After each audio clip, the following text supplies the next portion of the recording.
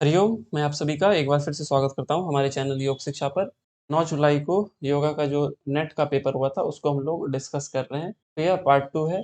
अगर आपने पार्ट 1 नहीं देखा है तो मैं उसका लिंक डिस्क्रिप्शन में डाल दे रहा हूँ, आप जाके देख लें। पार्ट 1 में हम लोगों ने 1 से 10 क्वेश्चन डिस्कस किए थे। यह पार्ट 2 है, यहाँ पे हम लोग 11 से 20 क्वेश्चन को डिस्कस करेंगे। वीडियो को स्टार्ट करते हैं। अगर आपने अभी तक हमारा चैनल सब्सक्राइब नहीं किया है तो कर लें, ताकि जब हम पार्ट 3 लेके आएँ तो बिना विलंब के आप तक वह पहुंच सके। तो चलिए हम लोग अपने पहले प्रश्न की ओर चलते हैं। पहला प्रश्न है जिसकी क्वेश्चन आईडी है 1001011। क्वेश्चन क्या है? कुकुटा आसन का वर्णन किस योगोपनिषद में आया है? आपको हर योगोपनिषद के बारे में पता होना चाहिए। किस उपनिषद की क्या विषय वस्तु है, किस उपनिषद में क्या बताया गया है। जैसे त्रिशिखी ब्राह्मणोपनिषद में क्या बताया गया है, इसमें त्रिशिखी ब्राह्मण और भगवान आदित्य के बीच का संवाद है। इसमें 9 चक्रों का वर्णन मिलता है और उसके फल बताए गए हैं। श्वेताश्वतर उपनिषद में क्या बताया गया है? इसमें 2 यूनिट ही हम लोगों को पढ़ना है, 2 एंड 6। जो क्वेश्चन आते हैं इसी यूनिट से आते हैं। यहाँ पे हम लोग क्या पढ़ते हैं? ध्यान योग के बारे में मोस्टली पढ़ते हैं। नादबिंदु उपनिषद में क्या पढ़ते हैं? हंस विद्या। हर बार यहाँ से क्वेश्चन आता है, तो हंस विद्या के बारे में पढ़ते हैं। तो त्रिशिखी ब्राह्मणोपनिषद में हमें 17 आसनों की चर्चा देखने को मिलती है। 17 आसन कौन कौन से हैं एक बार देखते हैं। स्वस्तिकासन, गोमुखासन, वीरासन, योगासन, पद्मासन, पद पद्मासन, कुकुटासन, उत्थान कुर्मासन, धनुरासन, सिंहासन, भद्रासन, मुक्तासन, मयूरासन, मत्स्येंद्रासन, सिद्धासन, पश्चिमोत्तानासन, सुखासन। आपको हर आसन पता होना चाहिए। किस हठ योगी ग्रंथ हो चाहे योगोपनिषद में हो, किस उपनिषद या किस हठ योगी टेक्स्ट में कौन सा आसन दिया है और कितने आसन दिए गए हैं। तो आपको आसनों के नाम पता होना चाहिए। तो हमारा उत्तर क्या हो जाएगा? ऋषिकी ब्राह्मणोपनिषद। एक बार इसके श्लोक को भी देख लेते हैं थोड़ा सा। पद्मासनम सुसंस्थाप्य जानुवोरंतरे करो निवेश्य भूमावा तिष्ठेद व्योमस्थ कुकुटासन। पद्मासन पर ठीक तरह से स्थित होकर दोनों जंघों को जानुओं एवं जंघाओं के मध्य से निकालकर भूमि पर लगाकर शरीर को आकाश में अधर पर प्रतिष्ठित रखना कुकुटासन है। तो यह इमेज जो आप देख रहे हैं यही हमारा कुकुटासन है। अगले प्रश्न की ओर चलते हैं। अगला प्रश्न है, श्वेताश्वतर उपनिषद के अनुसार जिस प्रकार सारथी दुष्ट अश्वों से युक्त रथ को अत्यंत सावधानी से लक्ष्य की ओर ले जाता है, उसी प्रकार विद्वान किसको अत्यंत जागरूक होकर वश में किए रहें। अगर आपने श्वेताश्वतर उपनिषद के श्लोकों को देखा होगा तो वहां पे बहुत ही साफ शब्दों में लिखा है, प्राणान प्रपीडये स युक्त चेष्ट क्षीणे प्राणे नासिकयोक्षसी दुष्टाश्वयुक्तमिव वाहमेनम विद्वान मनु धारयेत।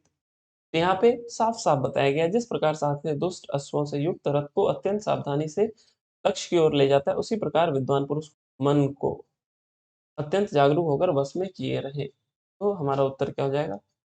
मन। ऑप्शन डी हो जाएगा।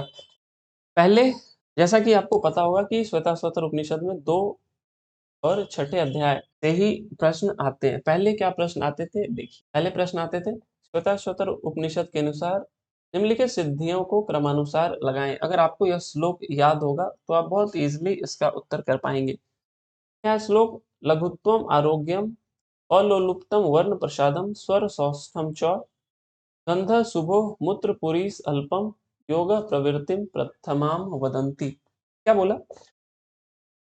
शरीर की स्थूलता कम होना, निरोग होना, विषयों में आसक्ति ना होना, शरीर में कांति तेजस्विता होना, स्वर की मधुरता, शुभ गंध का होना, मल मूत्र अल्प होना, ये सब योगी की पहली सिद्धि है। ठीक, हम लोग इसी तरह का एक श्लोक देखते हैं ना।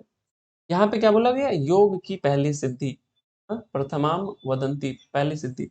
ठीक इसी तरह का एक श्लोक हम लोग हठ प्रदीपिका में देखते हैं ना। वपु कृषोत्तम वदने प्रसन्नता नाद स्फुटोत्तम नयने सुनिर्मले आरोग्यता बिंदु जयो अग्निदीपनम नाड़ी विशुद्धि हठ सिद्धि लक्षणम। तो वहां पे वो सब नाड़ी शुद्धि के लक्षण है। कल को प्रश्न यहाँ से क्या बनेगा कि योग की पहली सिद्धि, योग की पहली सिद्धि क्या क्या है? योग की पहली सिद्धि क्या क्या है? 2 इसके दे दिए जाएंगे, 2 नाड़ी शुद्धि के दे दिए जाएंगे और दोनों एक दूसरे से जो भिन्न होता है ना, वो दोनों दिए जाएंगे और आपसे पूछ लिया जाएगा। तो यहाँ पे जो लिखे हैं ना, यहाँ पे जो है इनमें जो श्वेताश्वतर उपनिषद के जो 2 रहेंगे वो हमारे क्या होंगे? योग की पहली सिद्धि। वो नाड़ी शुद्धि के लक्षण है। ये सब आपको पता होना चाहिए ना, ये छोटे-छोटे डिफरेंस। आगे चलते हैं। पतंजलि योग सूत्र के अनुसार शरीर के किस स्थान पर संयम करने से चित्त संवित होता है? कंठ पर संयम करने से क्या होता है? कंठ कूपे क्षुधा पिपासा निवृत्ति, मतलब पर संयम करने से क्षुधा मतलब भूख, क्षुधा और पिपासा। कंठ पर संयम करने से भूख प्यास से निवृत्ति होती है। तो यहाँ ये तो नहीं होगा। नाभि में संयम करने से नाभि चक्रे काय व्यूह ज्ञानम, मतलब शरीर के व्यूह का ज्ञान होता है। शरीर के व्यूह का ज्ञान होता है। तो हमारा यह भी उत्तर नहीं होगा। हृदय में क्या होता है? हृदय में संयम करने से हृदय चित्त संवित, तो हमारा उत्तर सी हो जाएगा। अगले प्रश्न की ओर हम लोग चलते हैं। अगला प्रश्न है हमारा, योग सूत्र के अनुसार आत्म भावना की निवृत्ति किससे होती है? यह तो सीधा श्लोक से पूछा गया सवाल है ना। यहाँ पे मैंने श्लोक संख्या हाइड कर दी है। आपको बताना है कमेंट करके कि यह श्लोक किस अध्याय से, किस पाद से पूछा गया श्लोक है। यहाँ पे बिल्कुल श्लोक में साफ-साफ लिखा हुआ है, विशेष दर्शिन आत्म भाव भावना विनिवृत्ति। तो इसका सीधा सा उत्तर हमारा क्या हो जाएगा? विशेष दर्शिन। अगले प्रश्न की ओर चलते हैं। अगला प्रश्न है हमारा, योग सूत्र के अनुसार सर्वज्ञता का बीज समाहित किसमें स्थित है? काफी इजी प्रश्न है। ईश्वर के लिए यहाँ पे 4 से 5 श्लोक बताया गया है, जिसमें कि एक श्लोक है हमारा, तत्र निरतिशयम सर्वज्ञ बीजम। यह किसके लिए बताया गया? यह ईश्वर के लिए बताया गया। तो 4-5 चीज ईश्वर के लिए पातंजलि योग सूत्र के प्रथम पाद में बताया गया है। क्लेश कर्म विपाकास्य परामृष्ट पुरुष विशेष ईश्वर, और उसके बाद क्या बताया गया? तत्र निरतिशयम सर्वज्ञ बीजम और तस्य वाचक प्रणव। तो आपको ईश्वर के बारे में क्या बताया गया है आपको पता होना चाहिए। अगले प्रश्न की ओर चलते हैं। इस प्रश्न को देखिए, क्या बोला गया है? योग सूत्र के अनुसार चित्त के किस परिणाम के अंतर्गत सर्वज्ञता और एकाग्रता का यथाक्रम क्षय और उदय होता है? 9 जुलाई। ठीक एग्जाम वाले दिन मैंने इस क्वेश्चन को अपने टेलीग्राम चैनल पे डाला था। ये देखिए 9 जुलाई को पेपर था और मैंने 11:12 पे इस क्वेश्चन को डाला था, और उस दिन सेकंड शिफ्ट में पेपर था। 15 बच्चों ने इसको करके गया था और यही क्वेश्चन है।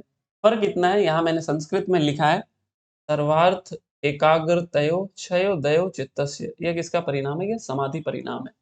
तो कल को पूछा जाएगा निरोध परिणाम के लिए क्या बोला गया है? निरोध परिणाम के लिए क्या बोला गया है? व्युत्थान के संस्कार का दबना, निरोध के संस्कार का प्रकट होना, यह जो निरोध काल में होने वाले चित्त का दोनों संस्कारों में अनुगत होना है, यह निरोध परिणाम है ना, यह निरोध परिणाम। अब कल को क्या क्वेश्चन बनेगा? तस्य प्रशांत वाहिता वाहिता संस्कारात् संस्कारात्। यह किसके फल हैं? ऑप्शन यही चारों रह जाएंगे, समाधि का है, बुद्धि का है, एकाग्रता परिणाम है या निरोध परिणाम है। आप हमें कमेंट करके बताएं यह किसका परिणाम है? तस्य प्रशांत वाहिता संस्कारात्। समाधि परिणाम के लिए क्या बोला गया है? अभी हम लोगों ने देखा। बुद्धि परिणाम ऐसा कोई परिणाम नहीं है। एकाग्रता परिणाम के लिए क्या बोला गया है? ततः पुनः शांतोदितो तुल्य प्रत्ययो चित्तस्य एकाग्रता परिणाम, मतलब समान वृत्तियों का शांत और उदय होना चित्त का एकाग्रता परिणाम है। यह सारे परिणाम किस पाद में बताए गए हैं योग दर्शन के? यह भी पूछा जा सकता है। अगले प्रश्न की ओर चलते हैं। अगला प्रश्न है हमारा, द 9 चक्रा इन पिंड और human have been mentioned in which of the following scripture? पिंड अथवा मानव शरीर के नव चक्रों का वर्णन किस ग्रंथ में मिलता है?